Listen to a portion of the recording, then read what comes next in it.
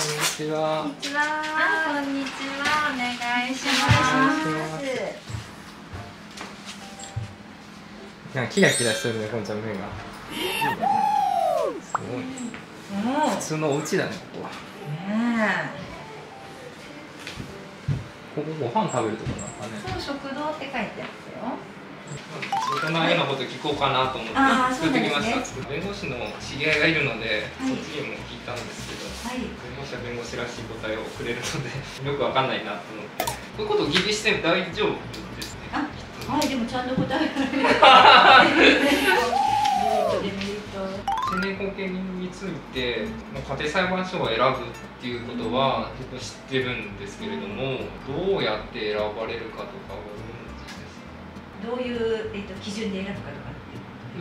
お聞きした話だと親族が成年後見人になる場合もあるし、全然関係のない司法書士の方とか弁護士の方とかがなる場合もあるとは知ってるんですけれども、家裁のその調査員の人とかが聞き取りに回って適切そうなその情報を収集して決めるっていうことなのか、どうなのかなって。成年後見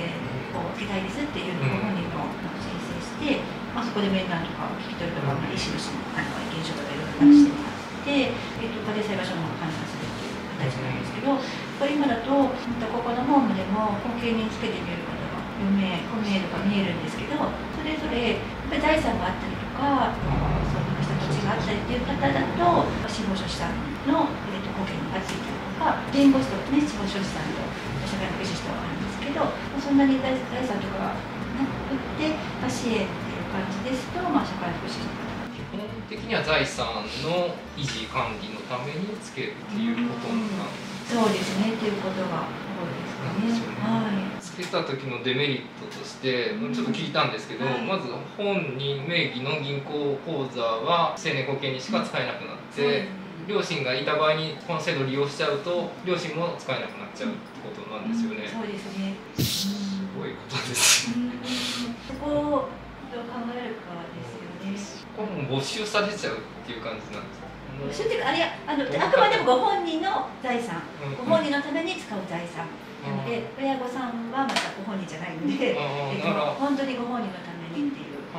ころを後見人さんが管理するっていう形になるので、後見人をつけるタイミングっていうのは早くからつけてしまうと、身をするにしても親御さんがねご本人のためにこれ買ってあげたいとか、ちょっと大きなものとかって思っても、それは全部後見人さんにお金からっていうことだったら後見人さんにされてるので、そこからっていうしなきゃいけないので。一回一回手続きが必要になりますので、で、そこで後見人さんがそれは本人のためじゃないですか、必要ないですねってなったら、親御さんが言ってもそれは使えなかったりとか。1年に1回のサービスの決定も後見人の方がされるってお聞きしたんですけど、あくまでもご本人なので、決定を後見人さんがするというとちょっと語弊があるような気がするんですけど、ただ今でも後見人さんが出て見える方だと、後見人さんと面談してます。面談してご相談しながらっていう、ご本人ももちろんですけど、相談しながらっていう形なので、ご家族が親御さんがまだ見える。あまり利用しない方がいい。いや、そう言ってしまうとちょっと。そうですね。でもやっぱり見えるときにこれを開始してしまうと、結構面倒くさいというか、デメリットを感じることの方が多いのかもしれないですかね。どうですかね。そこは本当にケースバイケースなのでね、なんとも一概に使わない方がいいですよとも言えないですし。つけるタイミングっていうのは、その弁護士さんに聞いた感じでは、その相続した時が多いですよっていう感じだったんですけれども、実際そうなんですね。前にちょっと親なき後のっていう講演会とかを法人でやったりした時に、後見人さんがついていないまま、例えば親御さんが亡くなって相続をする、ものすごい大変、ご本人がちゃんと自分でね判断できるならいいんだけれども、そうじゃないくってそういうことになってしまったりとか、すごい大変。すごいっていうところは私もすいませんちょっと。すごいっていうのは遺産分割協議にしないといけないところの話し合いをしないといけない。話し合いもだからご本人が意思の確認ができないっていう状況になってしまうと、日にちとかも決まってるんです。亡くなった後に何日以内に相続しないといけない。わかんないですけど。おきます。あ、どうぞどうぞ。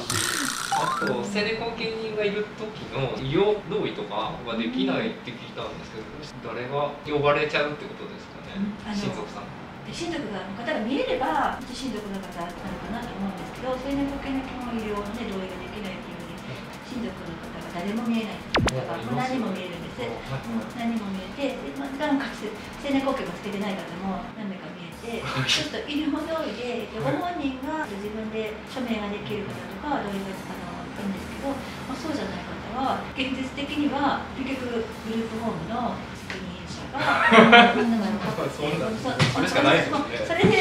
法的にね、その効力があるのかとかもうないんですけど、ただそこはもうお医者さんに説明してもう誰も見えなくて効力がなくて、私はこういう立場のもので何も法的になんかそのねスキルするじゃないけれども、それでよろしければ書きますよっていうところで、名前をそれでもいいから書いてくださいっていうふうに言われるので書いてしていますね。後見人がいてもそう。いてもそうです。いてもそうなんです。いても結局後見人さんはそこでできないので。大変ですね、こういう施設の方。遺言書があるのが一番いいんですかね。分割のね、親のね、いろいろ事前にこういうお話をお聞きすると、医療のことについてのサインもそうですし、遺産の分割もそうですし、やはり親が事前に、ね、準備しておくと施設の方も困らず済みますし、本人にとってもね、いい感じがしますね。わかんないですけど、もしかしたらそれもそれでまたデメリットも見えてないだけであるのかもしれないですけれど、準備できることは親心のノートなんとか自分たちがいなくなった後にどれだけ周りの人に知ってもらうかっていうことが大事で、本当に日々の細かいこと、こういった支援が必要だったりとか、こういう俳優の人だったりとか、こういうところがありますよみたいな、そういう細かいことを彼らのノートを用意してます、用意してくださいっていうような話があったかなと思います。でそれを毎年毎年その医療もどこにかかってるかとか、親御さんがプッて亡くなった時に本当にね分かんないっていうことに困ってしまうので、そういったことも含めて一冊ノートにしておくことがやっぱ備えとしてしていくといいのかなっていうような話もありましたね。なんかそこの団体の方が作ってる。そういう親心ノートっていうのがあって、何年か前に法人でやったのでノートの皆さんちょっとお借りしたりとかしたことがあったんですけど。項目とかってこういうこと書いておくといいですよみたいな。っていうのがもう一応その方もそういう親御さんという立場で必要だと思ったことを一応して、それプラスそれぞれでもうちょっとこういうことを伝えておきたいとかっていうことはプラスしていけばいいんだけども、一応基本的にこういうことを書くといいですよっていうそういうことを作って対応していくっていうなんか権利擁護機関っていうのがあるって聞いて、社協っていう呼ばれる、あそこは何をするのかなって。権利擁護センターって前は青年後見センターですかね。名前が、変わって権利擁護センターっていうのだと思うんですけど、そこ、青年後見のこともそこに相談するといろいろ教えてもらえるし、手続きとかも教えてもらえたりし。具体的に何を、手続き的なこともですし、それこそこういったメリットデメリットとかを全然私なんかちゃんと教えてもらえると思いますし、青年後見人をつける前に行く場所みたいな感じ。そうです、相談に行ってくれると思います。両親で面倒が見づらくなってきたなっていうようなタイミングで相談する。今のね段階でちょっと何をどういうふうにしてあげればいいかっていうのを知りたいということであるなら、そういった相談もしてくれると思うんですけど。今の段階で木の葉さんをずっと預けたいって言ったら預けれちゃうもんなんですかね。グループホームは空いてるところがあって、受けで、全然それが分かる。別にご両親見えて入居されてる方に見えるので、ここの場合だとじゃあご両親がまだ見える方は一応土日に換気性のご協力をお願いしますっていう形を、ただご両親が見えても高齢になってきたりとか、ちょっと規制で大変だわっていうふうになってきたら、そこは相談に月に1回だけ入りますとかそういう方も見えますし、そこの事業所の得意の体制問題もあるので、求人出してもなかなか人は来てくれなかったりして、土日の勤務してくれる人を募集はかけてるんですけど、人が来なければ、じゃあいくらでも規制全然なしで全然支援できますよっていうふうにはできないので、支援者がいなければ OK ですよって言えないので、なので今のところはまだ帰省できる方はご協力お願いしますっていう形をしてます。入所の方も帰省できる方は月に2回かな、帰省をされてる方、帰省されてる方が入所の方が少なくはなってきてますけど、入所施設とグループホームの違いが今そんなに明確そう明確です。今は施設入所支援も施設の方も昔は24時間365日そこの授業入所だったら入所っていうふうだったんですけど、今は入所も日中は別の、事業所に行って夜だけっていうのもありだし、っていうふうに変わってきてるので、入所できる支援区分が4以上とか、グループホームは別に区分がなくて、逆に重い方でも入れますし、グループホーム入れるし、軽い方でも入れるんですけど、施設入所の方は、重い方しか入れない職員さんが入所の方が手厚いってことですか？手厚いですかね。私のイメージなんですけど、自由度はグループホームの方が大きいのかなって感じるんですけど、そこは施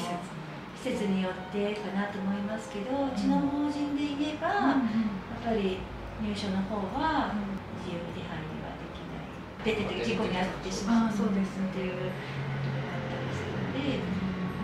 夕方も皆さんコンビニに行ける方は自分で行かれますし。じゃあでは、こちらの法人ではグループホームでも重い方を受け入れてるっていうのはあるけれども、外へ勝手に出て必ずサポートする人がいないと出ていけない人はとかいろんな条件が出てきますよね。そうすると出てっちゃう、もうちょっと見れないって方は入れないってことですね。そういうのはあれですかね。そうですね。明確にはしてないですけど、そうですね。うちの法人でやっぱりこの方は入所に入ってみますし、っていう感じですかね。グループホームで生活してて皆さん一人で外出が OK な方かっていうとそうじゃない方も見えたりして、でもここで生活を皆さんがしていくためにはやっぱり地域の理解が必要なので、その理解を求めるのも私たちの仕事だというふうに思ってるので、謝罪もしつつ、でもこういう方で、こういうでここで暮らしているんですっていうことを伝えていくっていうことをしています。入所の方は立っている場所もね、一人でどこかにちょっと考えてくるわっていうような場所ではないかな。じゃあ本人のその状態で入る場所がってことですね。親御さんがいるいないとか、帰宅ができないから入所とかそういうわけではないんですね。ただ、とりあえず法人の中でグループホームも希望される方は結構見えたりとかするんですけど、じゃあ空いた時にどなたに入ってもらうかっていう時には、親御さんが、片親の方とか高齢の方とか優先順位っていうのがその条件はいろいろ法人の中では持っています。入所の方もそうですね。費用面での違いとかってあるんですか？費用は、グループホームの方がちょっと高くなりますかね。年金でやってくる？一応年金で、やってくれる範囲っていう形での設定をこちらもしてますね。2級の年金しか収入がないってなると、ここにかかるお金はその支払いができたとしても、その方のお小遣い、なんか楽しいことしようってどっか出かけたりとか、美味しいもの食べに行ったりとかしたいっていう風なお金までは年金だけだとちょっと厳しいかなと思います。日中はね、B 型に行ったりとか生活介護に行ったりとかされてるので、そこでお給料とかがお小遣いになってるっていう方も見えるので、結構その日中の活動の、得る収入っていうのはご家族が見えなかったりとか方にとってはすごい大事な収入だったりします。移動支援はね、結構皆さん本当にバスツアーでカニ食べに行きたいとか本当にいろいろ皆さん希望を出されて、でもそういうお金は年金だけだとやっぱそこまではなかなか好きなところに行ったりとかできないので、それはなんかバスツアーっていうのは移動支援のサービスの一環で行くってヘルパーのバスツアーにヘルパーがついて、ヘルパーの分も負担しなきゃいけないんですけど、移動支援はそうなんですよ。本当にヘルパーの分も食費から何から全部交通費も全部負担しなきゃいけないので、そうです。そうとも結構お金かかったりするんですけど、やっぱりお金があると楽しいことをできるなっていうのは思います。本当にお金がない方だと、ね、みんなが行くからじゃあ今度しゃぶしゃぶ行きたいとか焼肉行きたいとかって言っても2回のうちそれ1回はちょっと我慢しようかも来月にしとくとかっていう感じにはやっぱなるもんね、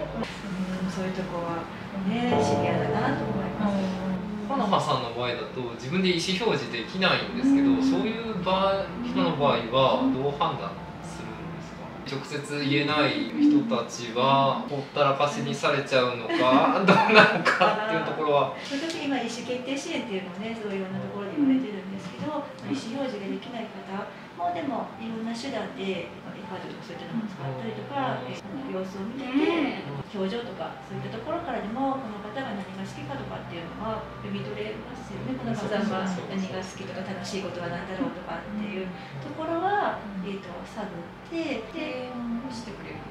提案をして一緒にこういう出かけ先があるけど行きたいみたいな。行きたいってこの先言ってここに行きたいって言ってくれる人だったら全然ねもういいですけど、そうじゃなくてもコナハさんがいろんなところを体験して事業所で出かけたりとかいろんな活動をしたりとかしてこんな活動が好きだったりとかして、っていうのが分かったりとかここで生活していけばこういったことをしている時の表情がすごく楽しそうだとか伝わってこればそこで、じゃあちょっとそこまで行ってみるって言った時にご家族に確認取るのか保険者なのかですけど、じゃあ行ってみて OK ですかとかって提案はしてくださるってことですね。っていうふうにしていけるといいのかなって思いますけど、楽しみもね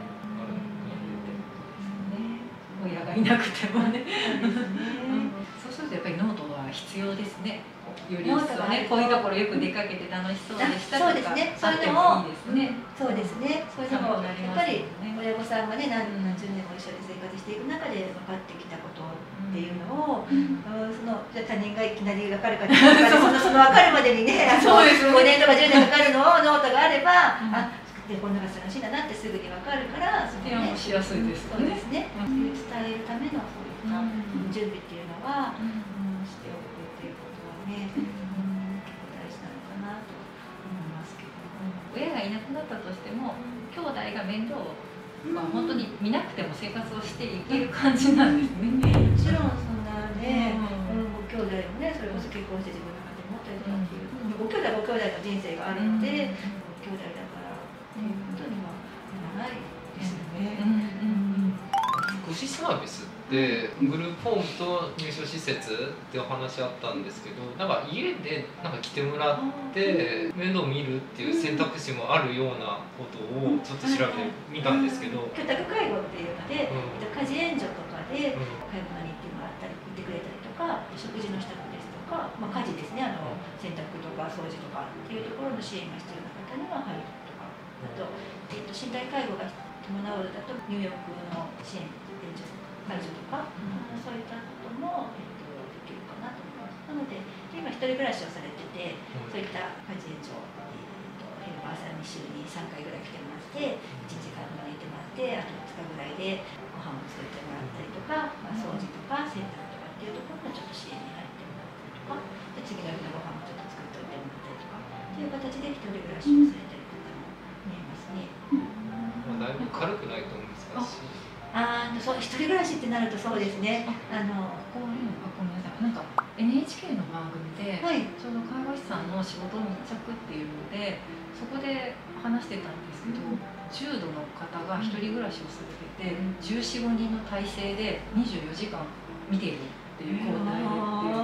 それはもうやっぱり県とかの場所で違う。その支給量がね、どんだけ出してくれるかっていうところですよね。すごいなんか初めて聞いたなと思って。でコメントにもそのようなことを書かれてる方がいらっしゃったので、それは聞いたことがないなと思って、すごいお聞きしてたんですよ。やっぱりなかなかそうですね、必要があればって判断してもらったら、支給してもらえたかもしれないですけど。お家が好きでお家で暮らしたい、お家で一人で暮らしたいっていう方だとね、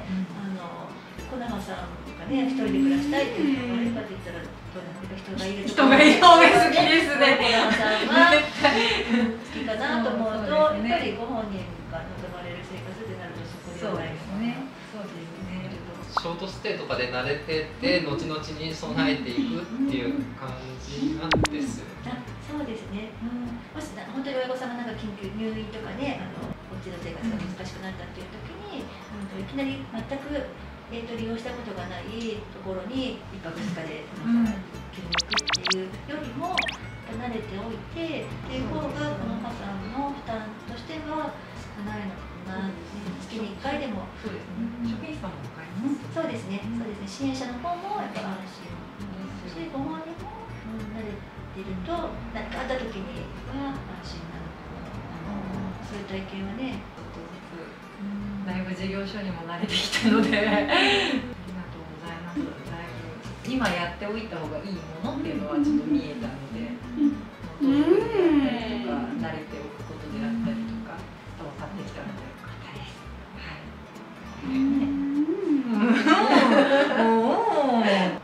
もし究極の話、その重度の人で両親が亡くなった突然、緊急度があるけど空きがないってことあるんですか？とにかく探すんですか？ショートでつなぐとかです。じゃあ移動するってことですか？もうその場でショートとして、その時によってあれですけど、やるんですけど、でも緊急の受け入れを入所もやってるので、それはなんとかしますよね。本当にそうですよね。本当に必要な時にどこもないからもう無理ですよなんてそう言えないので、必要になればなんとかするのが私たちの仕事だと思うので。